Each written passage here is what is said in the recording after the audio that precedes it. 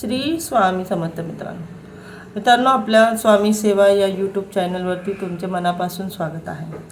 आज मी तुम्हाला एका पुस्तकाचं इंट्रोडक्शन करून देणार आहे मित्रांनो. खूप महत्त्वाचं पुस्तक आहे ते. ग्रंथ म्हणू शकता तुम्ही, पुस्तक म्हणू शकता. नित्यसेवेचं पुस्तक आहे ते, जे केंद्रातून आपल्याला भेटतं. जर आपल्यापैकी जर कोणाला पाहिजे असेल घ्यायचं असेल तर तुम्ही केंद्रातून ते तुमच्या जवळपास जिथे कुठेही स्वामींचं केंद्र असेल तिथून तुम्ही घेऊ शकता. आज मी तुम्हाला या पुस्तकाचं महत्त्व सांगते. या पुस्तकामध्ये काय आहे ते मी तुम्हाला सांगते. तर मित्रांनो, हे बघा, स्वामींच्या केंद्रातून आपल्याला हे एक पुस्तक मिळतं.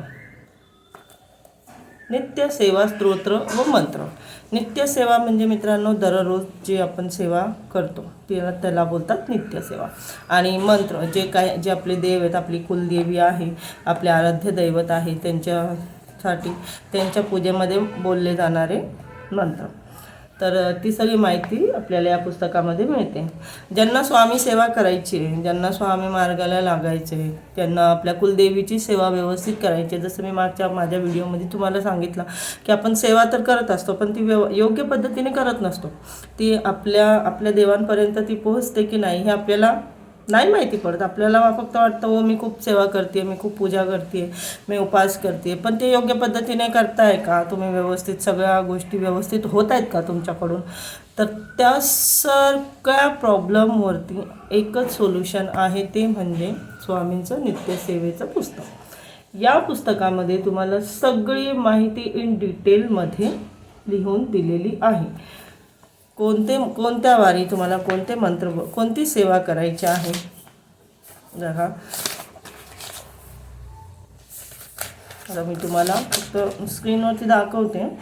बघा, याच्यामध्ये जी अनुक्रमानिका आहे त्याच्यामध्ये स्पष्ट लिहिलेलं आहे. व याच्यामध्ये काय काय बघा, स्वामींची सेवा, मंत्र, गणपतीची सेवा, गणपती बाप्पाच्या सेवेमध्ये आपल्याला कोणते मंत्र बोलले पाहिजे, कोणते स्तोत्र बोलले पाहिजे, सूर्यनारायणाची सेवा, भगवान शंकराची सेवा, श्री स्वामी समर्थ महाराजांची सेवा,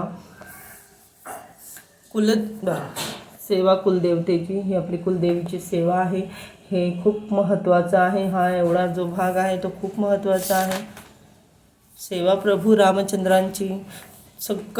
जितके महत्त्वाचे दिवस आपल्या वर्षभराच्या कॅलेंडरमध्ये येतात, जितके सणवार येतात, तितक्या सणवाराला आपल्याला काय करायचं आहे, कोणत्या प्रकारे करायचं आहे, जेणेकरून आपल्याला त्या सेवेचं योग्य फळ मिळेल, हे सगळं मित्रांनो या तुम्हाला स्वामींच्या नित्यसेवेच्या पुस्तकामध्ये मिळणार आहे. तसेच सोमवारची जे स्पेशली शंकर भगवानची पूजा करतात त्यांच्यासाठी बघा, सोमवारी त्यांनी काय काय सेवा करावी ते लिहिलेलं आहे. कोणते मंत्र बोलावे, ज्याच्याकडे वेळ असेल ते करू शकता. आवड असते मित्रांनो, बहुतेक लोकांना पूजा करण्याची खूप आवड असते, परंतु त्यांना योग्य मार्ग नाही मिळत. त्याच्यामध्ये डिटेलमध्ये दिलेलं आहे तुम्हाला कोणते मंत्र बोलायचे. मंगळवार कुलदेवीचा वार असतो. आपल्या कुलदेवीच्या वारी कोणते स्तोत्र बोलायचे आहे, कोणते मंत्र बोलायचे आहे, सगळे इथे लिहिलेलं आहे. अतिशय महत्त्वाचं. बुधवारच्या दिवशी कोणती सेवा करायची आहे, गुरुवारची कोणती सेवा करायची. अतिशय महत्त्वाचा वार आपल्या महाराजांचा वार आहे. बुधवारच्या दिवशी जितकी सेवा करशाल तितकी तुमच्यासाठी कमीच आहे, आणि कितीही कमी केली तरी ती सेवा तुमच्यासाठी अमृता समानच काम करणार आहे. तुम्ही एक माळ जपा स्वामींची, तरीही ती तुम्हाला फळ देणार. किंवा तुम्हाला 11 माळ जर जपायच्या असतील तर तुम्ही 11 माळी जपू शकता. ज्यांच्याकडे वेळ नाही आहे, जे जॉबला जातात, फॅमिलीवाले आहेत, काहींची छोटे मुलं आहेत, ते 1 माळ करू शकता.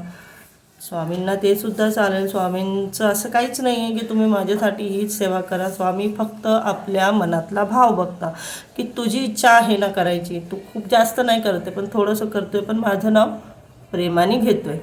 स्वामींना आपल्या हेच पाहिजे असतं. या व्यतिरिक्त आपल्या स्वामींना काहीही हवं नाही आहे आपल्याकडनं. तसंच बघा, यापुढे तुम्हाला प्रत्येक देवांच्या आरत्या, सणावारांची माहिती हे सगळं ह्या पुस्तकामध्ये लिहिलेलं आहे. आणि ज्यांना मनापासून सेवा करायची आहे की आम्हाला सगळं व्यवस्थित पूजापाठ आमची आता आता करायची, आता इथून पुढे आत्तापर्यंत जरी नसेल झाली पण आता आम्हाला करायची. तर त्यांनी आवर्जून आपल्या जवळपास स्वामी केंद्रामध्ये जावं व तिथे जाऊन तुम्ही केंद्रातून हे पुस्तक विकत घेऊ शकता.